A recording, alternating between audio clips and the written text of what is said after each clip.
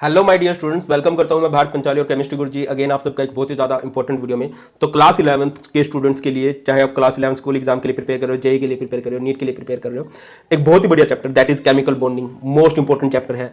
और चाहे आप किसी भी क्लास के लिए पढ़ रहे हो, आपको ये चैप्टर बहुत अच्छे से आना चाहिए। इसकी एक शॉर्ट क्रिस्प 30 मिनट की रिवीजन वीडियो है, थोड़ी सी ज़्यादा होगी, बट कोशिश की है कि इस चैप्टर का जो भी इंपॉर्टेंट टॉपिक है वो इस वीडियो में कवर किया जाए।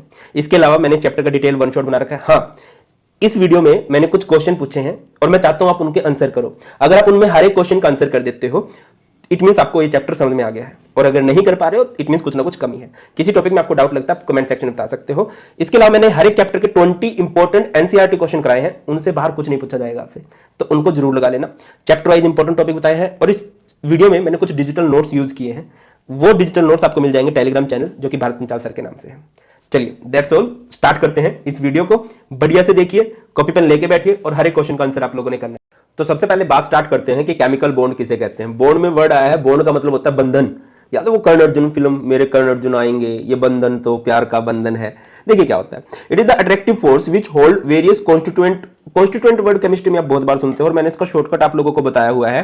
ए मीन्स, ए बोले तो atom, I means ion and M means क्या होता है भाई, मोलिक्यूल। एंड मैं कई बार एग्जांपल भी देता हूं, जैसे सलमान खान है, कैटरीना कैफ है, दोनों अलग अलग है। फिर ये बाबू सोना भी बने थे एक बार। जब जुड़ जाते हैं तो मॉलिक्यूल बन जाते हैं, और जब जुड़ के अलग अलग हो जाते हैं तो उसे क्या बोल देते हैं, आयन। इसके प्रॉपर एग्जांपल की बात करें, जैसे Na है, Cl है, अलग अलग है, दीज आर एटम्स। अगर ये कंबाइंड हो जाए तो ये बन जाते हैं मॉलिक्यूल, और अगर कंबाइंड होकर डिसोसिएट हो जाए तो ये बन जाते हैं आयन। तो केमिकल बॉन्ड क्या होता है, जो वेरियस कॉन्स्टिट्यूएंट पार्टिकल्स को एक दूसरे के साथ जोड़ के रखता है। ये वो अट्रैक्टिव फोर्स है जो इनको जोड़ के रखेगी। अब अगली बात ये होती है कि एटम्स कंबाइंड ही क्यों होते हैं, अलग अलग रहे, क्या जरूरत है एक दूसरे के साथ जुड़ने की। तो बहुत सारी थ्योरीज आई और उसमें से एक बड़ी फेमस थ्योरी थी कोसेल लुईस की थ्योरी। इन लोगों ने देखा कि यार पीरियोडिक टेबल में एक ग्रुप है, दैट इज ग्रुप 18, जिसको हम नोबल गैसेस का ग्रुप भी बोलते हैं। और आप लोग कमेंट सेक्शन में इसकी ट्रिक बताना कि ग्रुप 18 को हम कैसे भी याद रख सकते हैं। तो देखा गया कि ये स्टेबल होते हैं। तो इन्होंने बोला कि कोई भी एटम अगर नोबल गैस की कॉन्फ़िगरेशन को पा लेता है तो वो स्टेबल हो जाता है। और यहां से दो रूल हमारे बन के निकले, एक हमारा बन के निकला डपलेट रूल, एक हमारा बन के निकला यहां से ऑक्टेट रूल। अब क्या होता है डपलेट रूल, क्या होता है ऑक्टेट रूल? भाई ऑक्टेट रूल का मतलब होता है 8 इलेक्ट्रॉन इन वैलेंस शेल, डपलेट का मतलब होता है 2 इलेक्ट्रॉन्स इन वैलेंस शेल। तो हर एक एटम कोशिश यही करता है कि उसकी वैलेंस शेल में तो 2 इलेक्ट्रॉन हो जाए या फिर 8, मोस्टली 8 ट्राई करते हैं। एक दो एटम है जो 2 के लिए ट्राई करते हैं, जैसे हाइड्रोजन है, हाइड्रोजन कोशिश करता है कि उसकी वैलेंस शेल में 2 इलेक्ट्रॉन हो, बाकी मोस्टली चाहते हैं कि उनकी वैलेंस शेल में 8 इलेक्ट्रॉन हो। ठीक है, आगे बात करते हैं लुईस सिंबल की। लुईस सिंबल क्या होता है, representation of valence electron by dot और cross around the symbol of element. कोई भी एक एलिमेंट है, फॉर एग्जांपल मैं हाइड्रोजन की बात करता हूं। हाइड्रोजन का एटॉमिक नंबर होता है 1। अगर आप इसकी कॉन्फ़िगरेशन करो तो क्या हो जाएगी 1s1, या फिर छोटी क्लास में आप पढ़ते आए होंगे वो 2-8 वाली है ना, तो ऐसे 1 कर सकते हो। तो हाइड्रोजन के राउंड में क्या आ जाएगी, एक डॉट आ जाएगी, या फिर आप लोग एक क्रॉस लगा सकते हो। जैसे मैं बात करता हूं बोरोन की, बोरोन का एटॉमिक नंबर होता है 5। अगर आप इसकी कॉन्फ़िगरेशन करो तो क्या हो जाएगी 2 3। Valence shell means outer most shell, तो इसके आउटर मोस्ट शेल में कितने इलेक्ट्रॉन बनते हैं, यहां से 3। तो आप 3 डॉट लगा सकते हो या फिर 3 क्रॉस लगा सकते हो। इसी तरह से अगर मैं आपसे पूछता हूं, चलो कार्बन है, कार्बन के राउंड में आपको दिख रहा होगा 4 वैलेंस इलेक्ट्रॉन है, फ्लोरीन के राउंड में 7 है, क्योंकि इसकी कॉन्फ़िगरेशन क्या बनेगी, 9 एटॉमिक नंबर है तो 2 और 7। एक छोटा सा क्वेश्चन मैं आपसे पूछता हूं, ऑक्सीजन है, ऑक्सीजन की वैलेंस शेल में कितने इलेक्ट्रॉन होंगे, इसके राउंड में आप कितनी डॉट लगाओगे, कमेंट सेक्शन में जरूर बताना। आगे बढ़ते हैं, टाइप्स ऑफ बॉन्ड। बहुत तरह के बॉन्ड होते हैं। बॉन्ड एटम्स के बीच में बनते हैं, बॉन्ड मॉलिक्यूल्स के बीच में बनते हैं। अगर मैं बात करता हूं एटम्स के बीच में तो covalent bond, ionic bond, coordinate bond, metallic bond. Molecules के बीच में हाइड्रोजन बॉन्ड फेमस है, जो इस चैप्टर में हम पढ़ेंगे, वैन डर वाल्स फोर्सेस। सबसे पहले बात स्टार्ट करते हैं, कोवलेंट बॉन्ड किसे कहते हैं। It is the bond which is formed when two atoms combined with each other by mutual sharing। सबसे इंपॉर्टेंट बात क्या है कि यहां पर जो बॉन्ड बनता है by mutual sharing of electron से बनता है। मैं एग्जांपल देता हूं, जैसे कि हमारे पास है हाइड्रोजन, हाइड्रोजन के राउंड में क्या रहेगा, एक डॉट रहेगा। जैसे यहां पर एक डॉट है और इस हाइड्रोजन के पास एक डॉट है। हाइड्रोजन डपलेट रूल को फॉलो करता है, तो ये हाइड्रोजन इस हाइड्रोजन को बोलता है ब्रो मुझे 1 इलेक्ट्रॉन की जरूरत है, दे दे। तो ये क्या बोलेगा, जाना, मैं क्यों दूं, तू दे दे। क्योंकि इन दोनों के पास एक एक है, बराबर बराबर इलेक्ट्रॉन है, तो लेन देन नहीं हो पाएगा। यहां पर शेयरिंग होगी। शेयरिंग किस तरह से होगी, एक बार ये इसकी हेल्प करेगा, ठीक है, अभी आपने सर्कल सा लगा दिया ना, तो ये शेयर हो गया, तो इसका फायदा हो गया, और इसी तरह से ये इसका भी काम चला देगा। ठीक है, इस तरह से। मैं दूसरा एग्जांपल करता हूं, जैसे Cl2 है, तो 2 क्लोरीन है, क्लोरीन का एटॉमिक नंबर होता है 17। इसकी कॉन्फ़िगरेशन जब आप करोगे तो 2 8 7, तो क्लोरीन के राउंड में आप लोग क्या कर दोगे, 7 डॉट लगा दोगे। इस दूसरे वाले क्लोरीन के राउंड में भी क्या कर दोगे, 7 डॉट लगा दोगे। अब ये क्लोरीन बोलेगा दूसरे वाले क्लोरीन को कि मुझे इलेक्ट्रॉन दे दे, तो वो नहीं देगा, वो बोलेगा तू दे दे भाई। तो यहां पर क्या होगी, शेयरिंग। 7 इसके पास है तो एक इलेक्ट्रॉन इधर से इसके पास आ जाएगा और इसका फायदा हो गया।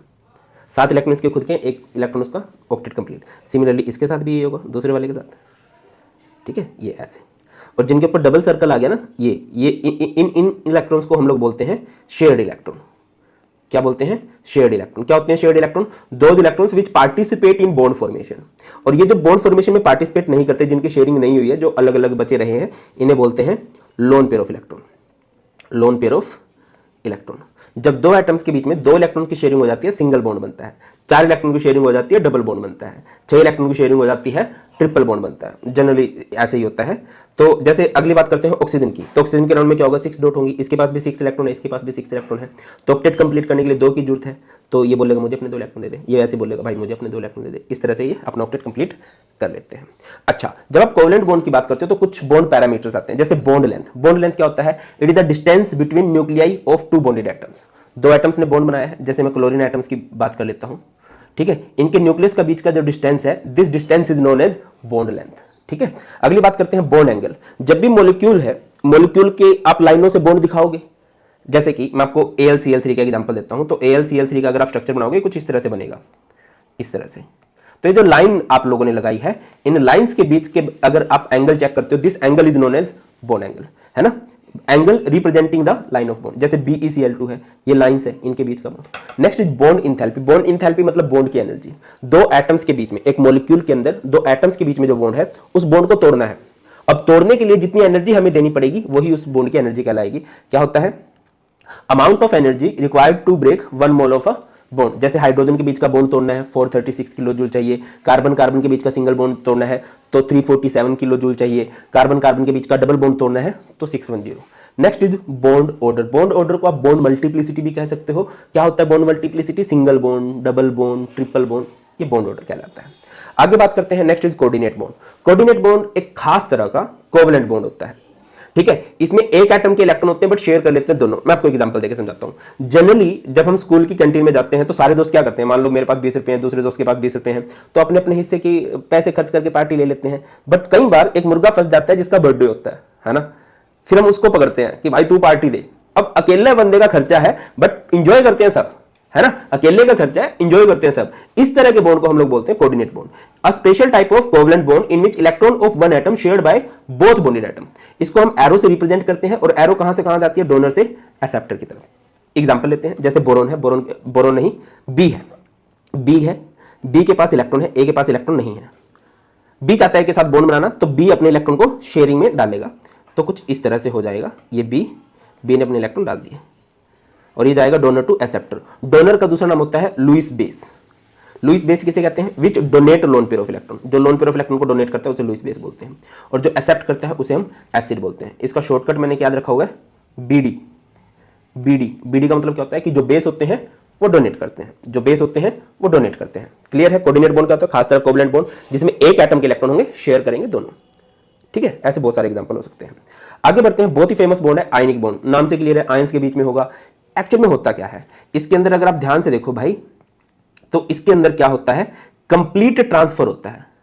Complete transfer of electron from one atom to another atom, ठीक है। जो यहां पर इलेक्ट्रॉन देगा वो कटायन, जो लेगा वो अनायन। एग्जांपल देकर समझाता हूं, जैसे एक बढ़िया बेहतरीन एग्जांपल की बात करते हैं। हमारे पास है NaCl, ठीक है। Na को अलग रख लो। Na का एटॉमिक नंबर होता है 11, क्लोरीन का एटॉमिक नंबर होता है 17, कन्फिग्रेशन होगी 281 और इसकी कन्फिग्रेशन हो जाएगी 287। तो यहां पर सोडियम के राउंड में क्या आएगा, 1 डॉट आएगा। क्लोरीन के राउंड में क्या आएगा, 7 डॉट आएंगे। तो अब ये सोडियम बोलता है क्लोरीन को, वो मुझे ऑक्टेट कंप्लीट करना है, 7 इलेक्ट्रॉन दे देगा क्या। या फिर क्लोरीन बोलता है वो 1 इलेक्ट्रॉन दे सकता है, ठीक है। इसको ऐसे समझो, ऑक्टेट कंप्लीट करना है तो ऑक्टेट कंप्लीट करने के लिए 2 सीन है, या तो ये अपना 1 इलेक्ट्रॉन दे दे या फिर 7 ले ले। तो इजी क्या है, इसके लिए 1 इलेक्ट्रॉन देना इजी है। अब ऐसा नहीं कि बॉलीवुड फिल्मों का हीरो है, इनको बिड़ा के मारेगा, आओ इधर, ऐसा प्रैक्टिकल लाइफ में नहीं होता। अगर तुम ये सोचो कि बॉलीवुड की या साउथ की फिल्म देख के इंस्पायर हो जाओ कि मैं 5-6 बंदों को पीटाऊंगा, नहीं, मत मोटिवेट होना, दिक्कत हो जाएगी, ठीक है। तो यहां पर क्या होगा कि इसको अपना 1 इलेक्ट्रॉन देना ही पड़ेगा। तो सोडियम ने 1 इलेक्ट्रॉन दे दिया, इलेक्ट्रॉन लूज करके कटायन बनता है, और इलेक्ट्रॉन को गेन करके क्लोरीन के पास इलेक्ट्रॉन आएंगे, इस पे नेगेटिव चार्ज आएगा, इलेक्ट्रॉन आया है, इलेक्ट्रॉन नेगेटिव चार्ज लेके आएगा, तो ये हमारे पास क्या बन जाएगा, एनायन बन जाएगा। ठीक है सर, इसको इलेक्ट्रॉन दे के फायदा हुआ ना। जैसे ये अपना एक इलेक्ट्रॉन दे दिया, अगर ये इलेक्ट्रॉन चला जाए तो वैलेंस शेल में 8 इलेक्ट्रॉन हो गए। इसके पास जब एक इलेक्ट्रॉन आएगा 7 + 1 8। इस तरह से फायदे की दुनिया, हर कोई अपना फायदा देखता है। सिमिलरली आप MgO के लिए भी जा सकते हो। मैग्नीशियम का एटॉमिक नंबर की बात करूं तो 12 होता है, ऑक्सीजन का एटॉमिक नंबर 8 होता है। कन्फिग्रेशन क्या होगी, 2 8 2 और ये 2 6। मैग्नीशियम के राउंड में यहाँ पर कितनी डॉट आएंगी, 2 डॉट, और ऑक्सीजन के राउंड में कितनी आएंगी, 6 डॉट। अब अपने हिसाब से कहानी घट लेंगे। क्लियर है कि नहीं? तो ये अपने 2 इलेक्ट्रॉन्स को देने पड़ेंगे। ठीक है, तो मैग्नीशियम पे चार्ज आएगा 2 पॉजिटिव और ये ऑक्सीजन यहाँ से 2 इलेक्ट्रॉन ले लेगा। सॉरी, क्षमा कर दीजिए। आगे मूव करते हैं। Next is lattice enthalpy. Lattice enthalpy क्या होता है कि जब भी आयंस होते हैं, कैटायन आनायन, वो जुड़ते हैं, अट्रैक्शन से एनर्जी रिलीज होती है, that energy is known as lattice enthalpy. या फिर एक आयन है, आयनिक बॉन्ड है, उसको तोड़ना है, आयंस बनाने हैं, तब हमें एनर्जी देनी पड़ेगी, that energy is known as lattice enthalpy. समझ रहे हो? 2 अलग अलग आयंस है, जुड़ेंगे, अट्रैक्शन होगी, एनर्जी रिलीज होगी, लैटिस एंथैल्पी। या फिर ऑलरेडी जुड़े हुए, उनको तोड़ना है तो एनर्जी देनी पड़ेगी, that energy is known as lattice enthalpy. आप किसी भी टर्म में इसको डिफाइन कर सकते हो। क्या है? The amount of energy released when 1 mole of ionic solid is formed by the combination of 2 oppositely charge ions. जैसे पॉजिटिव है, ये नेगेटिव है, ये आपस में जुड़ेंगे। ठीक है, किन किन फैक्टर्स पे डिपेंड करता है? Charge on ions. जितना ज्यादा चार्ज होगा उतनी ज्यादा लैटिस एंथैल्पी, जितनी ज्यादा अट्रैक्शन होगी उतनी ज्यादा लैटिस एंथैल्पी, जितना छोटा साइज होगा उतनी ज्यादा। नेक्स्ट बात करते हैं। नेक्स्ट है हमारे पास फाजान्स रूल। फाजान्स रूल किसके बारे में बताता है हमें? ये बताता है covalent character in ionic bond. होता क्या है, देखिए, एक कैटायन है, एक अनायन है। कैटायन साइज में स्मॉल होता है, अनायन साइज में लार्ज होता है। जब ये पास पास आते हैं ना, तो अनायन की शेप थोड़ी डिफॉर्म हो जाती है। देखो, जैसे आपको दिखाई दे रहा होगा, स्फेरिकल है, ये कैटायन है, ये अनायन है, बट जब ये पास पास आएंगे ना, तो अनायन की शेप थोड़ी सी डिफॉर्म हो जाएगी। इसे बोलते हैं डिफॉर्मेशन ऑफ अनायन, या फिर पोलराइजेशन, या फिर इसी को हम लोग कह सकते हैं covalent character in ionic bond. अब ये कितने फैक्टर्स पे, 2-3 फैक्टर्स पे डिपेंड करता है। क्या बोलता है? कैटायन स्मॉलर होना चाहिए, अनायन लार्जर होना चाहिए, चार्ज हाई होना चाहिए, और अगर किसी के पास स्यूडो नोबल गैस कॉन्फ़िगरेशन है, स्यूडो नोबल गैस कॉन्फ़िगरेशन जैसे कि डी ब्लॉक के एलिमेंट्स हैं, जैसे जिंक के पास 3d10 है, जिंक 2+ के पास, कॉपर 1+ के पास 3d10 है, तो ऐसी जिनके पास स्यूडो नोबल गैस कॉन्फ़िगरेशन होती हैं, वो ज्यादा स्टेबल होते हैं, उनके अंदर कोवेलेंट कैरेक्टर ज्यादा। रिपीट करो, smaller cation, larger अनायन, high nuclear charge, and जिसके पास भी स्यूडो नोबल गैस कॉन्फ़िगरेशन होगी। फॉर एग्जांपल मैं आपको बताता हूं, जैसे कि NaCl है, ठीक है, और NaBr है।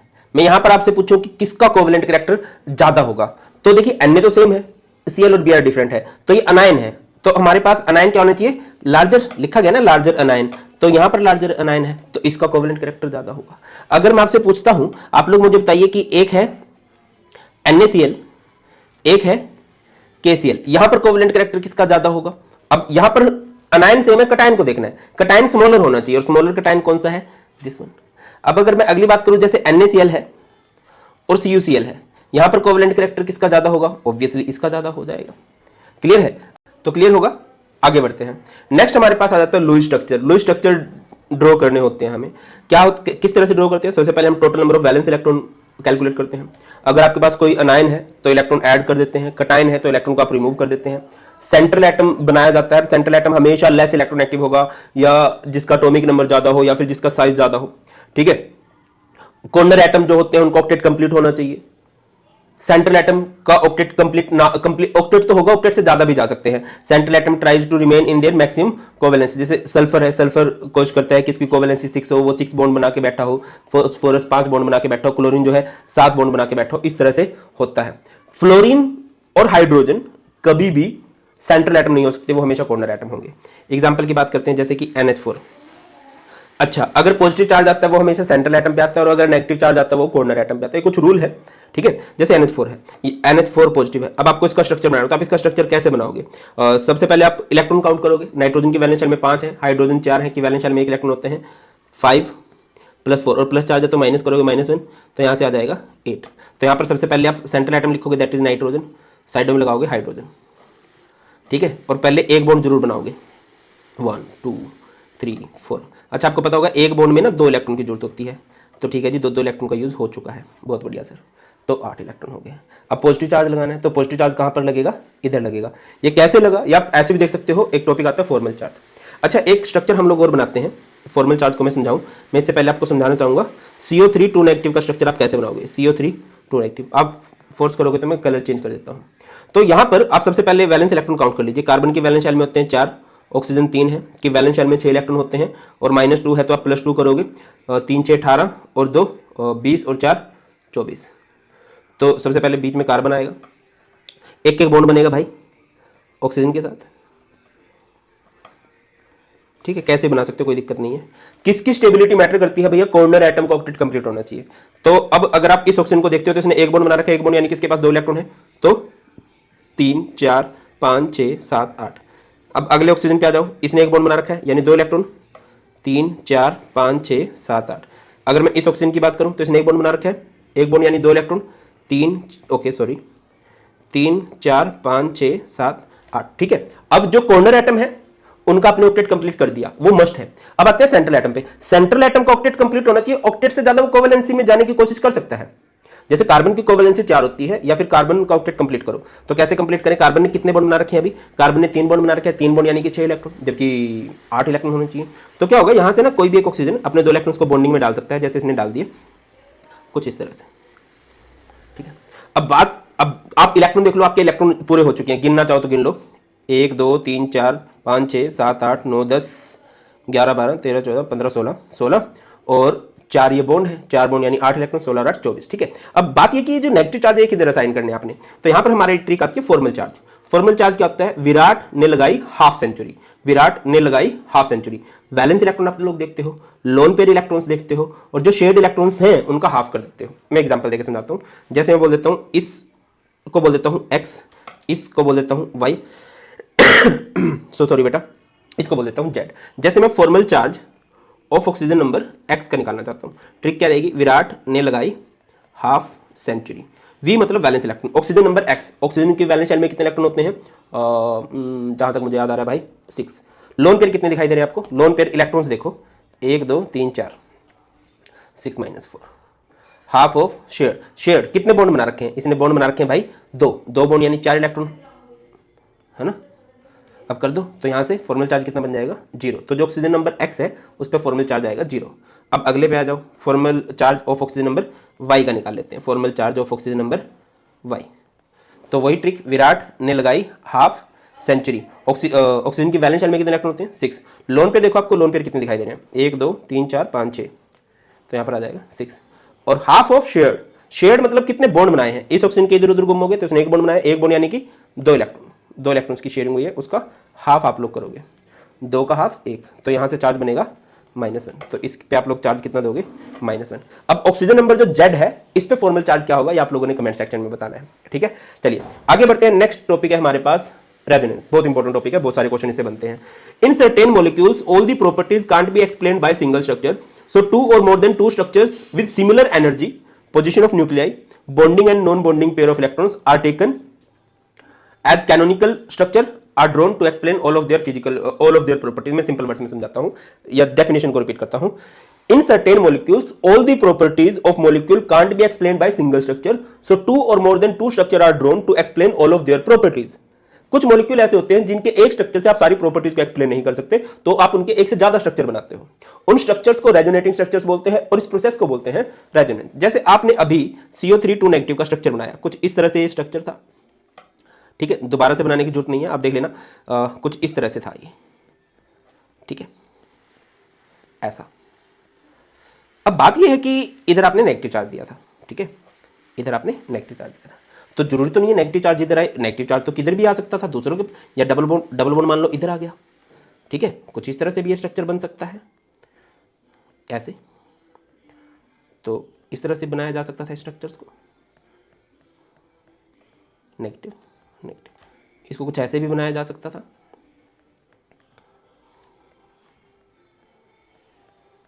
अब ये जो आपने एक से ज्यादा स्ट्रक्चर बना दिए हैं, सर ये एक से ज्यादा क्यों बन रहे हैं बेटा जी, आप नेगेटिव चार्ज किसी को भी दे सकते थे ना, ऐसा तो कहीं पे नहीं लिखा ना कि आपने नीचे वाले ऑक्सीजन को नेगेटिव चार्ज देना है, डबल बॉन्ड ऊपर वाले को देना जरूरी तो नहीं है ना कि आप इसी को डबल बॉन्ड दो, आप कहीं पर भी डबल बॉन्ड लगा दो, तो एक से ज्यादा स्ट्रक्चर बन रहे हैं।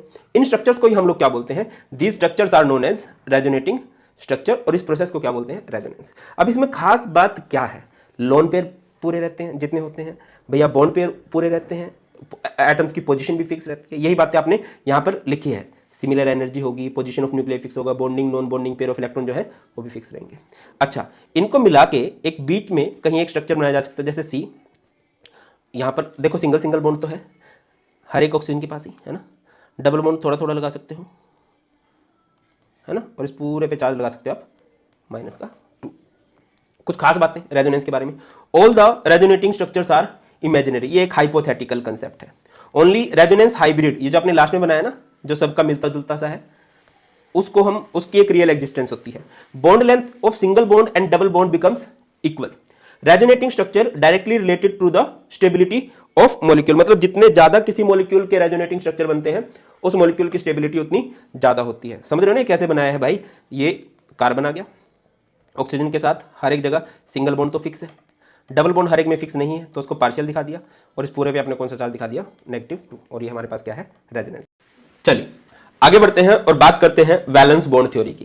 वैलेंस बॉन्ड थ्योरी क्या बोलती है, a covalent bond is formed due to overlapping of 2 atomic orbital. जब भी एटॉमिक ऑर्बिटल ओवरलैप करते हैं, एक दूसरे में धंस जाते हैं, तब एक कोवेलेंट बॉन्ड बनता है। कुछ खास बातें हैं, 2 atom should have comparable energy, मतलब जो एटम ओवरलैप करना चाहते हैं उनकी एनर्जी आसपास होनी चाहिए, बहुत ज्यादा डिफरेंस होगा तो ओवरलैपिंग नहीं होगी। देखो इसको आप समझो शादी की तरह, अगर बहुत अमीर गरीब है तो मिस मैच सा हो जाता है ना, बहुत पतलू मोटू है एक मिस मैच सा हो जाता है, मजा नहीं आता। तो कंपेरेबल सी एनर्जी होनी चाहिए, एक जैसे जैसे से होने चाहिए।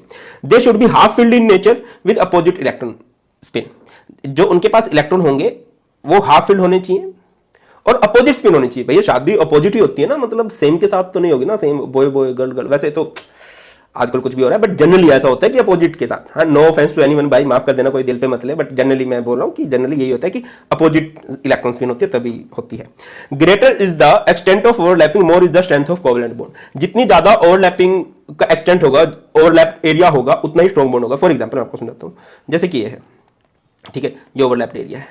ऐसे ही इधर अगर मैं बताऊँ, ये इधर ऐसे है, तो यहां पर ओवरलैप्ड एरिया लार्ज है, जहां पर ओवरलैप्ड एरिया लार्ज होगा वहां पर स्ट्रॉन्ग बॉन्ड बनेगा, और जहां पर ओवरलैप्ड एरिया स्मॉल होगा वहां पर एक वीक बॉन्ड बनने वाला है। Overlapping takes place in 2 ways, 2 तरीके से ओवरलैपिंग हो सकती है भाई। ओवरलैपिंग 2 तरीके से हो सकती है, कौन कौन सी, हेड ऑन हेड ओवरलैपिंग, और दूसरी हो सकती है side wise overlapping. Head on head overlapping से हमारे पास सिग्मा बॉन्ड बनता है, और साइड वाइज ओवरलैपिंग से हमारे पास पाई बॉन्ड बनता है। हेड ऑन हेड ओवरलैपिंग कैसे, जैसे कि मैं आपको दिखाऊं कुछ इस तरह से, ये हेड में हेड, ठीक है, ये एस एस ऑर्बिटल की ओवरलैपिंग है। जैसे एक एस है और एक पी है, ये हो गया हेड ऑन हेड। जैसे एक पी है और दूसरा भी पी है, ये हो गया हेड ऑन हेड, ये है overlapping. Head on head overlapping से हमेशा सिग्मा बॉन्ड बनता है, ठीक है। और साइड वाइज ओवरलैपिंग आपको देखने को मिलती है पी ऑर्बिटल में, डी में भी देखने को मिलती है वैसे तो, ठीक है। इस तरह से पॉइंट समझते हैं क्या है। जो सिग्मा बॉन्ड है it is form due to head on head overlapping, जो पाई बॉन्ड है it is form due to side wise overlapping. जो हेड ऑन हेड ओवरलैपिंग है इसमें ओवरलैप्ड एरिया लार्ज होता है, और जैसे कि मैंने बताया अगर ओवरलैप्ड एरिया लार्ज है तो वो बॉन्ड क्या बनेगा, स्ट्रॉन्ग बनेगा। इसमें ओवरलैप्ड एरिया स्मॉल है तो ये हमारे पास एक वीक बॉन्ड बनने वाला है। हमेशा पहले सिग्मा बॉन्ड बनता है, हमेशा जब भी बनता है पहले सिग्मा बॉन्ड बनता है, उसके बाद पाई बॉन्ड की फॉर्मेशन होती है। तो सिग्मा बॉन्ड की इंडिपेंडेंट एग्जिस्टेंस होती है, ठीक है। और पाई बॉन्ड जो होता है वो कभी भी इंडिपेंडेंटली एग्जिस्ट नहीं कर सकता, वो सिग्मा के साथ ही एग्जिस्ट करेगा क्योंकि पहले सिग्मा ने बनना है, डजंट एग्जिस्ट इंडिपेंडेंटली। जो सिग्मा बॉन्ड है वो हर तरह के ऑर्बिटल बनाते हैं, S B, P B, T B सब बनाते हैं, ठीक है। और एस ऑर्बिटल कभी भी पाई बॉन्ड नहीं बनाता है, याद रखिए। हर तरह का ऑर्बिटल सिग्मा बॉन्ड बना सकता है but S orbital pi bond नहीं बना सकता। अच्छा, कहीं भी अगर आप सिग्मा पाई बॉन्ड का कंसेप्ट देखने चाहो, अगर कहीं पर सिंगल बॉन्ड है इट मींस वहां पर एक सिग्मा बॉन्ड है। अगर कहीं पर डबल बॉन्ड है तो पहला बॉन्ड वहां पर सिग्मा होगा और दूसरा बॉन्ड वहां पर पाई होने वाला है, एक पाई हो जाएगा। मान लो कहीं पर ट्रिपल बॉन्ड है तो उधर एक बॉन्ड सिग्मा होगा और एक 2 बॉन्ड क्या हो जाएंगे, पाई। मैं आपको एग्जांपल देकर समझाता हूं। अगर कहीं पर आपको सिग्मा पाई बॉन्ड कैलकुलेट करने आ जाए तो देखो, जैसे यहां पर आपको दिखा रखा है, तो यहां पर आपको बॉन्ड दिख रहे हैं, सारे के सारे ओपन बॉन्ड है। तो हर जगह से एक बॉन्ड कट कर दो, 2 एटम्स के बीच में हर जगह से एक बॉन्ड कट कर दो। जैसे यहां पर 1 2 3 4 5 6 7, 2 एटम्स के बीच में जितने भी बॉन्ड दिख रहे हैं हर जगह से एक एक बॉन्ड कट कर दो, तो यहां पर आपके पास 7 सिग्मा बॉन्ड है। एक बॉन्ड अनकट है तो वो बॉन्ड क्या कहलाएगा, पाई कहलाएगा, ठीक है। इधर आ जाओ, इधर क्या करोगे, 2 एटम्स के बीच में हर जगह से एक एक बॉन्ड कट कर दो, 1 2 3 4 5, तो यहां पर हो गए 5 सिग्मा, एक बॉन्ड है वो अनकट है, इस तरह से। अब ये लास्ट वाले में कितने सिग्मा है कितने पाई है ये आप लोगों ने कमेंट सेक्शन में बताना है। 2 एटम्स के बीच में पहला बॉन्ड हमेशा सिग्मा होता है, ठीक है, उसके बाद जितने बचते हैं वो पाई होते हैं, ये बात आप लोगों ने याद रखनी है। आगे बढ़ते हैं, नेक्स्ट हमारे पास एक बड़ा फेमस कंसेप्ट बनता है जिसे हम लोग बोलते हैं हाइड्रोजन बॉन्डिंग। अब बहुत सारे बच्चे क्या सोचते हैं कि हाइड्रोजन बॉन्डिंग मतलब जहां पर हाइड्रोजन हो। हर जगह हाइड्रोजन हो, हर जगह हाइड्रोजन बॉन्डिंग हो, ऐसा जरूरी नहीं है। ठीक है, हाइड्रोजन बॉन्ड की कुछ खास कंडीशन है। पहली बात मैं बताता चलूं कि हाइड्रोजन बॉन्ड एक प्रॉपर बॉन्ड नहीं है, ये जस्ट एक अट्रैक्शन है। बॉन्ड क्या होता है? जैसे किसी की शादी हो जाए, कोई रिलेशनशिप में हो जाए, ये बॉन्ड है। और हाइड्रोजन बॉन्ड क्या होता है? जस्ट एक अट्रैक्शन, जैसे तुम कोई कहीं गए, कोई अच्छा लगा, कोई अच्छी लगी, बट उसका कुछ फ्यूचर नहीं है। ठीक है, 2 मिनट की अट्रैक्शन, उस तरह के बॉन्ड को हम लोग बोलते हैं हाइड्रोजन बॉन्ड। हाइड्रोजन बॉन्ड क्या होता है? पहले डेफिनेशन पे चलते हैं, फिर थोड़ा डिटेल में समझते हैं। It is the force of attraction which operate between covalently bonded positively behaving hydrogen atom.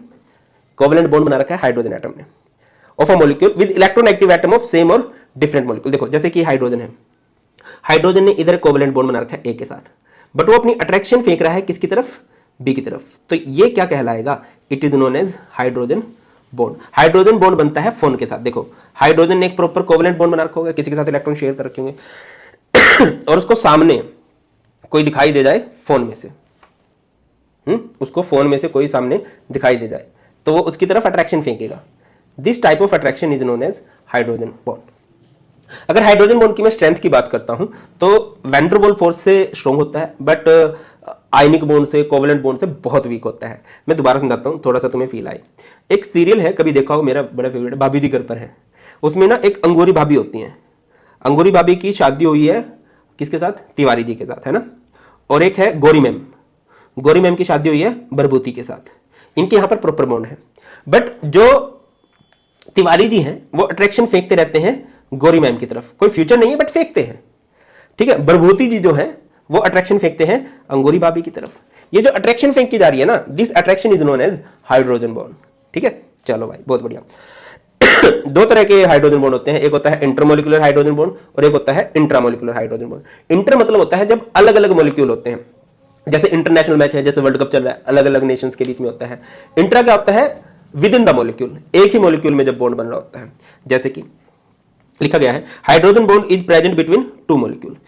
और इंट्रा में क्या होता है? Hydrogen bond is present between the atoms of same molecule. जैसे एचएफ की बात है, ये एचएफ है, तो ये हाइड्रोजन जो है, हाइड्रोजन ने बॉन्ड बना रखा है, बट ये अट्रैक्शन फेंकेगा एफ की तरफ, ये फेंकेगा एफ की तरफ। ऐसे आप H2O का भी एग्जांपल ले सकते हो, जैसे H2O है, फोकस कीजिएगा ध्यान से, इस तरह से है।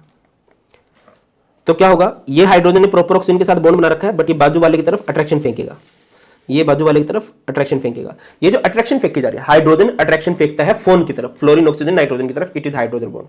अगला, अगर मैं इंट्रामोलिकुलर की बात करूं, यहां पर जनरली आपको ऑर्गेनिक मॉलिक्यूल देखने को मिलते हैं, और ऑर्गेनिक में मैं बढ़िया बात करूं ऑर्थो नाइट्रोफिनॉल की। ऑर्थो नाइट्रोफिनॉल, ठीक है। फिनॉल किसे कहा जाता है? जब बेंजीन के ऊपर लगा हो OH, ये बेंजीन है और इधर लगा है OH, और ये है nitro, NO double bond O। तो हाइड्रोजन जो है अट्रैक्शन फेंकेगा। ठीक है, एक जगह पे इसने प्रॉपर बॉन्ड बना ही रखा है, बट ये बाजू वाले ऑक्सीजन की तरफ, जिसके साथ जुड़ा उसकी तरफ नहीं, जिसको सामने ऑक्सीजन दिखाई दे रहा है उसकी तरफ अट्रैक्शन फेंकेगा, और ये क्या है? हाइड्रोजन बॉन्ड है। ठीक है, और ये पूरे का पूरा एक मॉलिक्यूल है, एक ही मॉलिक्यूल में काम हो रहा है। अगर मैं यहां पर बात करूं, ये वाटर का एक मॉलिक्यूल है, ये दूसरा मॉलिक्यूल है, ये तीसरा मॉलिक्यूल है, ये अलग अलग मॉलिक्यूल है। अलग अलग मॉलिक्यूल में जब बॉन्ड बनता है वो इंटरमोलिकुलर है, इंटरमोलिकुलर हाइड्रोजन बॉन्ड है। और जब एक ही मॉलिक्यूल में काम चल जाए, जैसे इधर एक में ही काम चल गया, तो इसे बोलते हैं इंट्रामोलिकुलर। अगर मैं आपसे पूछता हूं स्ट्रेंथ की बात, तो याद रखिए इंटरमोलिकुलर हाइड्रोजन बॉन्ड ज्यादा स्ट्रॉन्ग होता है इंट्रा से। इंटरमोलिकुलर हाइड्रोजन बॉन्ड ज्यादा स्ट्रॉन्ग होता है इंट्रा से। क्लियर है? अब बात करते हैं most important topic, that is hybridization and VSEPR theory, जिससे श्योरली क्वेश्चन बनता है। देखिए हाइब्रिडाइजेशन को हिंदी में बोलते हैं संकरण, या फिर इसका मतलब होता है इंटरमिक्सिंग। डेफिनेशन पे चलते हैं, फिर थोड़ा डिटेल में डिस्कस करते हैं। It is the process of intermixing of orbitals of slightly different energies and shape. अलग अलग ऑर्बिटल होंगे, उनकी अलग अलग एनर्जी होंगी, अलग अलग शेप होगी। जब उनको इंटरमिक्स करोगे तो नए ऑर्बिटल बनेंगे, जिनकी इक्विवेलेंट एनर्जी होगी, एक बिल्कुल नई सी शेप बन के निकलेगी।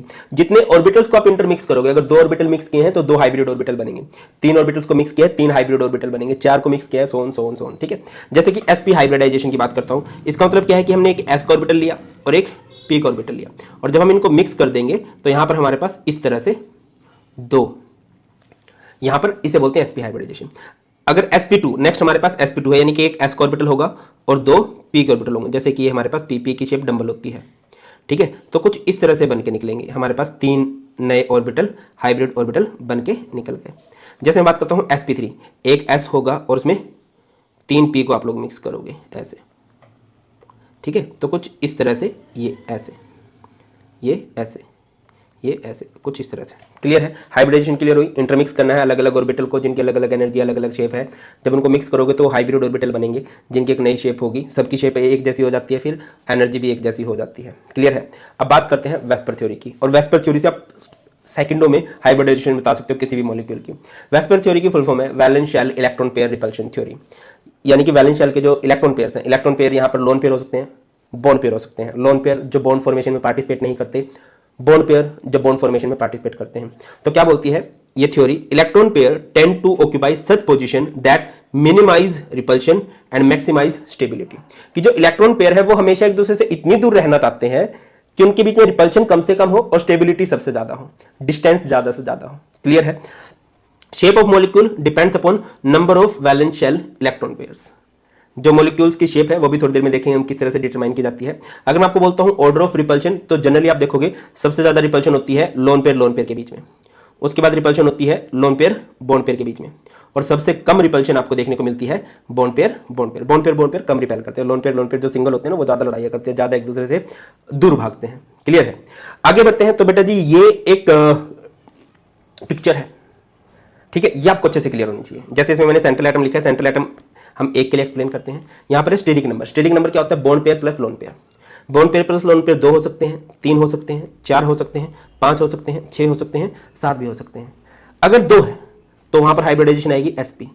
3 है तो एक ऑर्बिटल s का, 2 ऑर्बिटल p के। 4 है तो एक ऑर्बिटल s का, 3 ऑर्बिटल p के। 5 अगर आ गया तो एक ऑर्बिटल s का, p के 3 ऑर्बिटल होते हैं, 1 d का। 6 अगर आ गया स्टेरिक नंबर, 1 s का, 3 p के और 2 d के। अगर 7 आ गया, 1 s, 3 p और 3 d। यहां पर मैंने शेप बना रखी है। अगर कहीं पर बिल्कुल भी लोन पेयर नहीं है और स्टेरिक नंबर 2 है तो उसकी शेप बनती है लीनियर। अगर 3 है तो उसकी शेप बनती है ट्राइगोनल प्लेनर। अगर 4 है तो उसकी शेप बनती है टेट्राहेड्रल। मैं अगले पेज पे बना देता हूं। देखो जैसे अगर कहीं पर स्टेरिक नंबर 2 है तो उसकी शेप बनती है ऐसे लीनियर। अगर 3 है तो उसकी शेप ऐसे बनती है, this shape is known as trigonal planar. अगर स्टेरिक नंबर 4 है तो उसकी शेप बनती है ऐसे टेट्राहेड्रल। ठीक है। अगर 5 है तो उसकी शेप ऐसे बनती है, इसे बोलते हैं ट्राइगोनल बाइपिरामिडल। अगर 6 है तो उसकी शेप ऐसे बन जाएगी इस तरह से, इसे बोलते हैं ऑक्टाहेड्रल। और अगर 7 है, 7 के लिए ऐसे बन जाएगी, इसे बोलते हैं पेंटागोनल बाइपिरामिडल। थोड़ा सा टाइम लगा लेना, इन शेप को अच्छे से देख लेना। अगर लोन पेयर है तो कैसे शेप बनती है। अब इसकी ट्रिक क्या है, कैसे आप इजीली कर सकते हो वो मैं आपको बता देता हूं। अच्छा, जब भी आप किसी मॉलिक्यूल के लिए सोल्व करने जाओगे तो सबसे पहले आप उसके वैलेंस इलेक्ट्रॉन निकाल लोगे। वैलेंस इलेक्ट्रॉन आपके 2 से 8 के बीच में आ सकते हैं। अगर आपके वैलेंस इलेक्ट्रॉन 2 से 8 के बीच में आते हैं तो वहां पर आप 2 से डिवाइड कर दोगे। आपके वैलेंस इलेक्ट्रॉन 8 से 56 के बीच में आ सकते हैं तो आप उसे 8 से डिवाइड करोगे। और अगर आपके वैलेंस इलेक्ट्रॉन 56 से ज़्यादा आ जाए तो उसे आप 18 से डिवाइड कर दोगे। ठीक है। बाकी ये तो मैंने आपको बता ही दिया कि अगर स्टेरिक नंबर 2 आ गया तो हाइब्रिडाइजेशन sp होगी, शेप लीनियर होगी। 3 है तो sp2, 4 है तो sp3, 5 है तो sp3d, 6 है तो sp3d2। ये ज्योमेट्री है, लीनियर, ट्राइगोनल, टेट्राहेड्रल। कुछ एग्जांपल करते हैं सो दैट कि आपको इजीली समझ में आए। मैं आपको कहना क्या चाहता हूँ, जैसे कि bf3 है। बोरोन की वैलेंस शेल में कितने इलेक्ट्रॉन होते हैं, 3। फ्लोरीन कितने हैं, 3 की वैलेंस शेल में कितने इलेक्ट्रॉन होते हैं, 7। 21 और 3 24 को कितने से डिवाइड करोगे, 8 से। 8 3 24। अभी जो 3 आया ना, ये 3 आया है स्टेरिक नंबर। अब आप ये देखो कि यहाँ पर बॉन्ड पेयर कितने बनेंगे और लोन पेयर कितने बनेंगे, ये कैसे डिसाइड करोगे। आप देखो जो अकेला है वो सेंट्रल एटम है, उसके साथ जो है वो बॉन्डेड एटम है। 3 बॉन्डेड एटम है सॉरी 3 बॉन्ड पेयर हो गए और 0 लोन पेयर हो गए। अब जाओ देखो जहां पर स्टेरिक नंबर 3 हो और लोन पेयर 0 हो तो शेप उसकी कैसी बनती है, कुछ ऐसी बनती है। ठीक है ना, कुछ ऐसे बी, ऐसे बी एफ एफ एफ, इस तरह से इसकी शेप बना दोगे। ठीक है। अब मैं आपसे हाइब्रिडाइजेशन पूछूं तो 3 है तो पहला एस और sp2, यहां पर हाइब्रिडाइजेशन आ जाएगी। कुछ भी ट्राई कर लो, कुछ भी। जैसे मैं एक बोल देता हूं SF6 ट्राई कर लेते हैं। सल्फर की वैलेंस शेल में 6 इलेक्ट्रॉन होते हैं। फ्लोरीन कितने हैं, 6 की वैलेंस शेल में कितने इलेक्ट्रॉन होते हैं, 7 6 42 और 6 48। 48 को किस रेंज में लेके जाएंगे, देखो अगर आपके वैलेंस इलेक्ट्रॉन 2 से 8 के बीच में है तो 2 से डिवाइड करो, 8 से 56 के बीच में है तो 8 से, 56 से ज़्यादा है तो 18 से डिवाइड करोगे।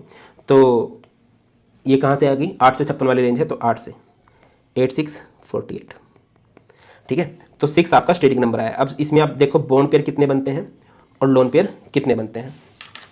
देखो भाई बॉन्ड पेयर कितने हैं, सल्फर सेंट्रल एटम बनेगा और इसके पास 6 बॉन्डेड एटम है, स्टेरिक नंबर 6 है और 6 बॉन्ड पेयर बन गए, तो लोन पेयर कितने बचेंगे, 0, समझ रहे हो ना। स्टेरिक नंबर 6 आया, यहाँ से बॉन्ड पेयर यहाँ से देख लिया आपने, कितने बॉन्ड बना रखे हैं, 0 लोन पेयर, तो शेप बना दो 0 लोन पेयर। स्टेरिक नंबर 6 की अगर आप शेप बनाओगे कुछ इस तरह से बनेंगे और इस शेप को बोलते हैं, इस ज्योमेट्री को बोलते हैं ऑक्टाहेड्रल, ठीक है। हाइब्रिडाइजेशन क्या होगी, 6 की, पहला ऑर्बिटल S का, अगले 3 ऑर्बिटल P के और D2, ठीक है। इसी तरह से XeF2, जिनोन की वैलेंस शेल में 8 इलेक्ट्रॉन, फ्लोरीन कितने हैं 2 की वैलेंस शेल में 7, ये 22 आ गया। 22 को किससे डिवाइड करोगे भाई, 22 को डिवाइड करोगे 8 वाली रेंज में जाएगा, 8 दूनी 16, 6, फिर ये 6 किस रेंज में जाएगा, 2 वाली में, 2 3 6, तो ये 2 और 3 5, ये 5 स्टेरिक नंबर आया है। अब आप देखो कितने बॉन्ड पेयर है, कितने लोन पेयर है, ध्यान से समझिएगा। अब जिनोन तो सेंट्रल एटम हो गया, उसके साथ कितने एटम्स ने बॉन्ड बना रखा है, 2 फ्लोरीन ने, तो बॉन्ड पेयर हो गए 2, 5 स्टेरिक नंबर है, 2 बॉन्ड पेयर हो गए, 3 लोन पेयर बचे। अब जाओ कहां पर, स्टेरिक नंबर 5 में, जहां पर लोन पेयर हो 3, इस तरह की शेप बनते हैं। स्टेरिक नंबर 5 में लोन पेयर 3, भाई तुम्हारी 10 मिनट से ज़्यादा नहीं लगेंगे आप इसको अगर ध्यान से समझोगे, ठीक है। तो कर दो, तो यहां पर आ जाएगा XeF2, ठीक है, इस तरह से।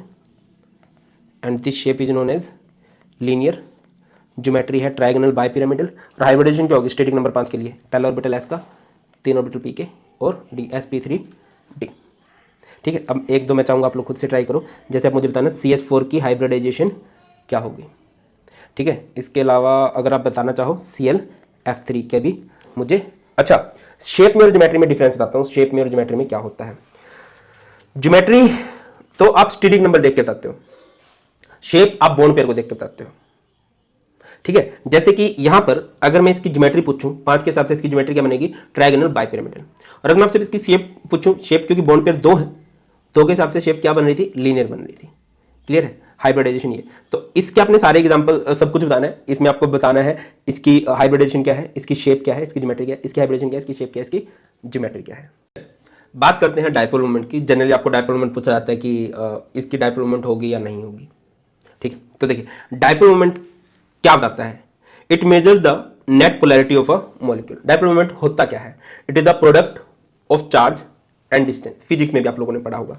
डायपोल मोमेंट को हम लोग म्यू से रिप्रेजेंट करते हैं, इसका फॉर्मूला होता है Q into D. Dipole moment एक वेक्टर क्वांटिटी है जिसको आप एक स्पेशल टाइप की एरो से रिप्रेजेंट करते हो कुछ इस तरह से, और ये कहां से कहां होती है, from less electronegative to more electronegative, ठीक है। अच्छा कोवलेंट बॉन्ड आपको याद होगा ना, कोवलेंट बॉन्ड क्या होता है, which is formed by mutual sharing of electron. तो वहां पर ना 2 तरह के मॉलिक्यूल होते हैं, एक होता है पोलर मॉलिक्यूल, एक होता है non polar molecule. Polar molecule कब बनता है, formed between atoms of different electronegativity, atoms of different electronegativity, तो वहां पर क्या बन जाएगा, पोलर। और पोलर में क्या होता है कि डायपोल मोमेंट की जो वैल्यू होती है वो नॉन इक्वल्स टू जीरो होती है, नॉट इक्वल्स टू जीरो होती है, ठीक है। और अगर एटम्स ऑफ सेम इलेक्ट्रोनेगेटिविटी है, एक ही जैसे पावर के एटम के बीच में बॉन्ड बनता है, तो वहां पर आपका बन जाता है नॉन पोलर। और अगर कोई नॉन पोलर मॉलिक्यूल है तो वहां पर डायपोल मोमेंट आपकी जीरो हो जाती है। जैसे मैं आपसे पूछता हूँ हाइड्रोजन हाइड्रोजन के बीच में बॉन्ड है, तो यहाँ पर कौन ज्यादा इलेक्ट्रोनेगेटिव है, यहाँ पर डायपोल मोमेंट क्या आएगी, कुछ भी नहीं आएगी, क्योंकि इन दोनों की पावर तो सेम है। जैसे क्लोरीन क्लोरीन के बीच में बन गया, तो इनमें से कौन ज्यादा पावरफुल है, यहां पर भी दोनों सेम है। बट अगर मैं बात करता हूं HCl की, HCl के बीच में बॉन्ड बन गया, तो यहां पर क्लोरीन ज्यादा इलेक्ट्रोनेगेटिव है, ठीक है। तो क्लोरीन पे हल्का सा नेगेटिव चार्ज आएगा, हाइड्रोजन पे हल्का सा पॉजिटिव चार्ज आएगा। ये जो partial positive partial negative charge होता है, ऐसे मॉलिक्यूल को हम लोग पोलर मॉलिक्यूल बोलते हैं। और यहां पर डायपोल मोमेंट जो है वो नॉट इक्वल्स टू जीरो आएगा। बहुत ईजी होता है प्रेडिक्ट करना कि कहां पर जीरो आएगी कहां पर नॉन जीरो आएगी, मैं आपको बताता हूं। अच्छा जैसे मैं बात करता हूं डायटोमिक मॉलिक्यूल है, कहीं भी अगर डायटोमिक मॉलिक्यूल है, डायटोमिक जिसमें 2 एटम होंगे, और उसमें भी अगर होमोटोमिक है, एक जैसे एटम है, अब 2 एटम है और दोनों एक जैसे हैं, तो उन दोनों की इलेक्ट्रोनेगेटिविटी में तो कोई डिफरेंस बनेगा नहीं, तो वहां पर डायपोल मोमेंट हमेशा जीरो आएगी। लिखा गया है अगर हमारे पास होमोटोमिक मॉलिक्यूल है, यानी कि सेम एटम्स के बीच में है, जैसे HCl, तो डायपोल मोमेंट जीरो आएगी। और अगर डिफरेंट एटम्स के बीच में है तो हमेशा डायपोल मोमेंट की कुछ वैल्यू आने वाली है, डायपोल मोमेंट जो है वो नॉट इक्वल टू जीरो आएगा। जैसे HF है, यहाँ पर हाइड्रोजन पे हल्का सा पॉजिटिव चार्ज आएगा, क्लोरीन पे हल्का सा नेगेटिव, HCl है हल्का सा पॉजिटिव हल्का सा नेगेटिव इधर, तो हेटेरोटोमिक में डायपोल मोमेंट होती है। इसके अलावा अगर कहीं पर रेगुलर ज्योमेट्री है, रेगुलर ज्योमेट्री है बिल्कुल सेम एटम है, रेगुलर ज्योमेट्री कैसे, अगर एक भी लोन पेयर नहीं है, पूरी प्रॉपर शेप है, linear, trigonal, pyramidal, trigonal planar, tetrahedral, तो वहां पर डायपोल मोमेंट हमेशा जीरो आती है। और डायपोल मोमेंट जीरो है, इट मींस वो मॉलिक्यूल जो है नॉन पोलर है। और अगर कहीं पर डिस्टॉर्टेड ज्योमेट्री है, डिस्टॉर्टेड मतलब अगर कहीं पर लोन पेयर आ जाए या फिर अलग अलग एटम्स आ जाए, ठीक है ना, वो प्रॉपर ज्योमेट्री नहीं बन रही है, डिस्टर्ब सी ज्योमेट्री है, तो वहां पर dipole moment not equal to zero आती है। जैसे देखो BeCl2 है, BeCl2 एक प्रॉपर है ना, इसे बोलते हैं लीनियर, तो यहाँ पर डायपोल मोमेंट आएगी जीरो। जैसे BF3 है, BF3 का अगर आप शेप बनाओगे तो कुछ इस तरह से ट्राइगोनल प्लेनर है। जैसे CH4 है, ये वेल डिफाइंड ज्योमेट्री है, ठीक है। बट अगर मैं आपको बोलता हूं कि H2O है, अब H2O का अगर आप शेप बनाओगे कुछ ऐसे बनेगा, कुछ इस तरह से, तो यहां पर लोन पेयर आ जाए। अच्छा, लोन पेयर जहां पर आएगा वहां पर डायपोल मोमेंट होगी, तो यहां पर डायपोल मोमेंट जो है होगी, वैल्यू होगी नॉट इक्वल टू जीरो आ जाएगा, ठीक है। जैसे मैं आपको बोलता हूं NH3 का अगर आप बनाओगे ऐसे कुछ इस तरह से होगा, ठीक है। और जो लोन पेयर होता है ना वो ज्यादा इलेक्ट्रोनेगेटिव होते हैं, एक बात याद रखना, तो यहां पर भी डायपोल मोमेंट कुछ ना कुछ आएगा, डायपोल मोमेंट जो है नॉट इक्वल टू जीरो आएगा। क्लियर है, सिंपल सी ट्रिक है कि अगर लोन पेयर आ जाएगा तो, और या फिर अलग अलग एटम्स हो जाए, जैसे CHCl3 हो जाए तो यहां पर अलग अलग एटम्स हो गए हैं, या फिर CH2Cl2 हो गया, सॉरी फॉर बैकग्राउंड नॉइज, तो यहां पर अलग अलग एटम्स हो गए हैं, अलग अलग एटम्स हो जाते हैं, तब भी डायपोल मोमेंट जो है not equal to zero. Next और मोस्ट इंपॉर्टेंट टॉपिक है मॉलिक्यूलर ऑर्बिटल थ्योरी, MOT बोलते हैं इसे।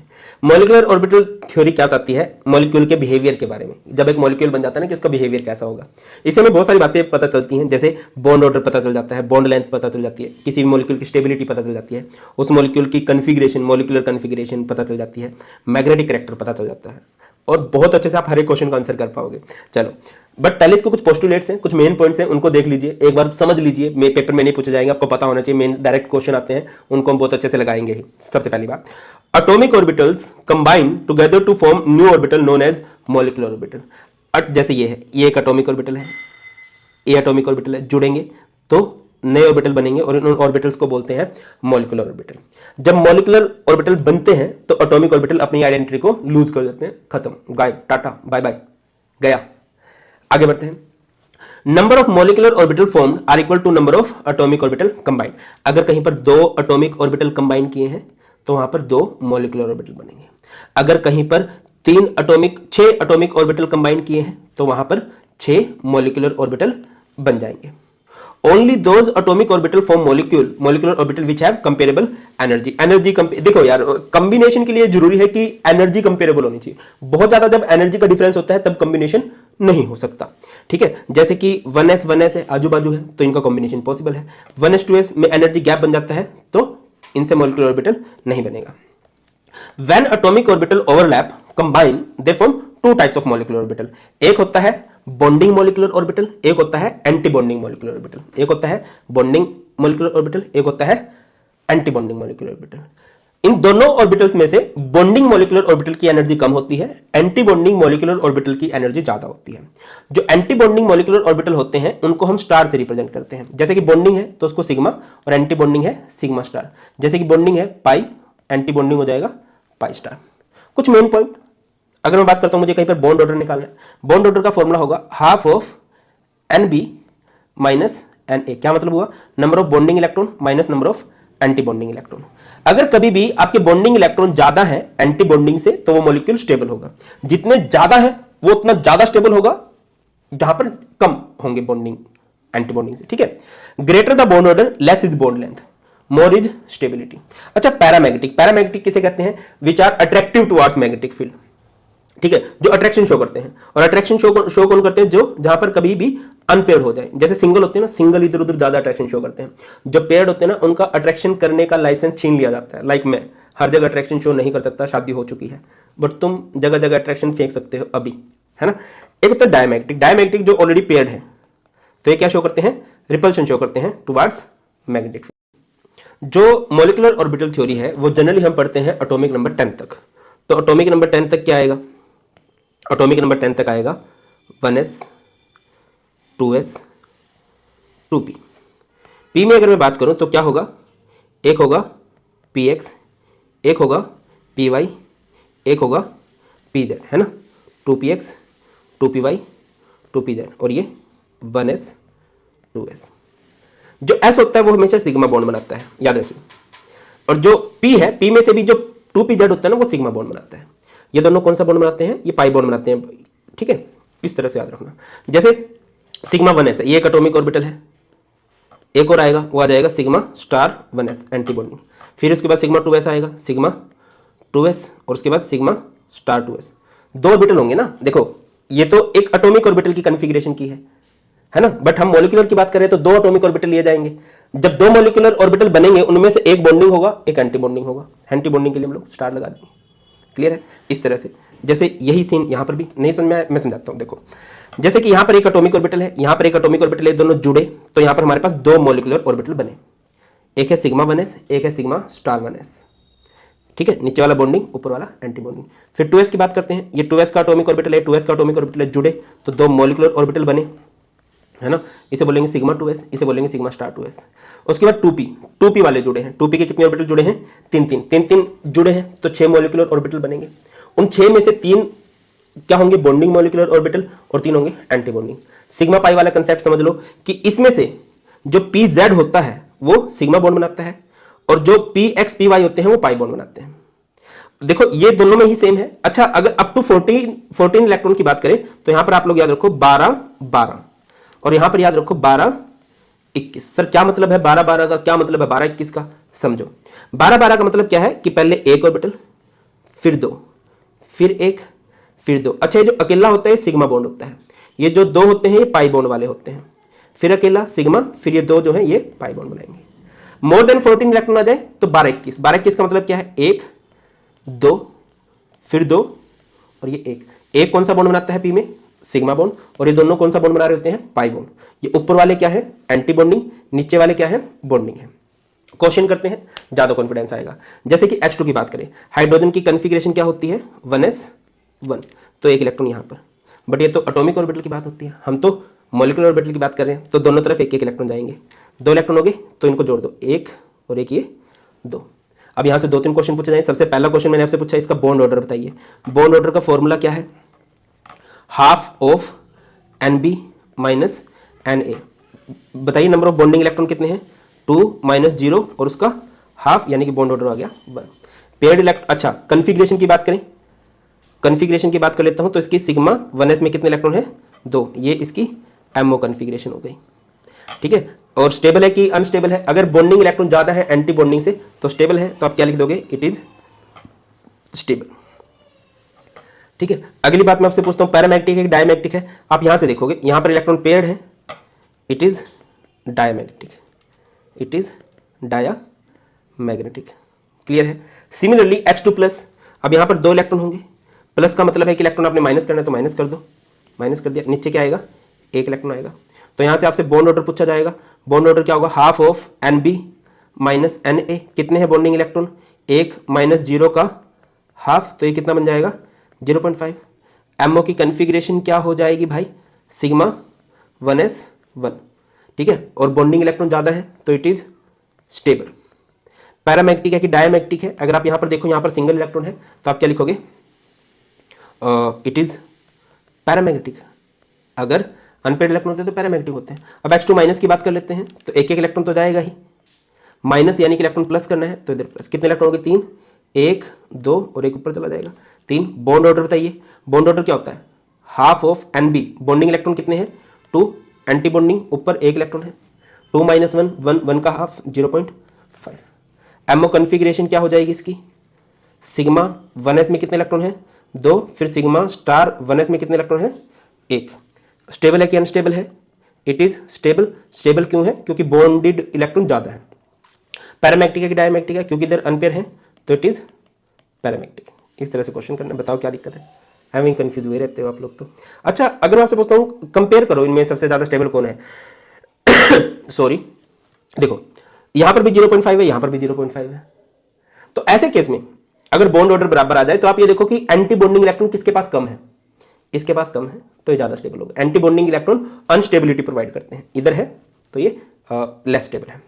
अगले क्वेश्चन पे आ जाओ, N2 पे आ जाओ। N2 बहुत इंपॉर्टेंट है, क्वेश्चन करोगे तो कन्फिग्रेशन करोगे तो क्या होगा?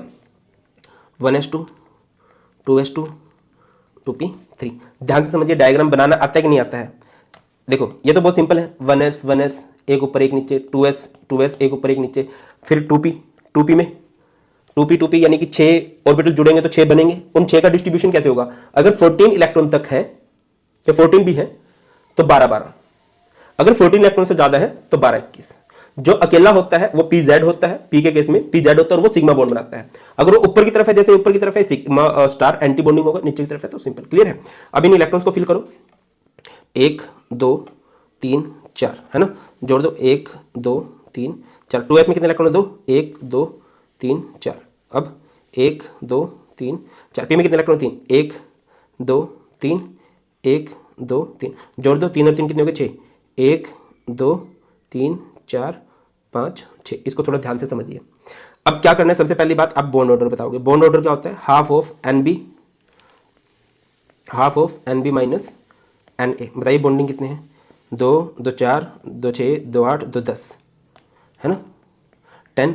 और स्टार वाले जो है वो एंटी बॉन्डिंग है, 10 माइनस 4 का हाफ यानी कि 6 का हाफ, दैट इज 3। स्टेबल है कि अनस्टेबल है, it is stable. MO configuration बता दो भाई। सबसे पहले इलेक्ट्रॉन किस में गया, सिग्मा 1s में कितने इलेक्ट्रॉन गए हैं, 2। उसके बाद सिग्मा स्टार 1s में कितने इलेक्ट्रॉन गए हैं, 2।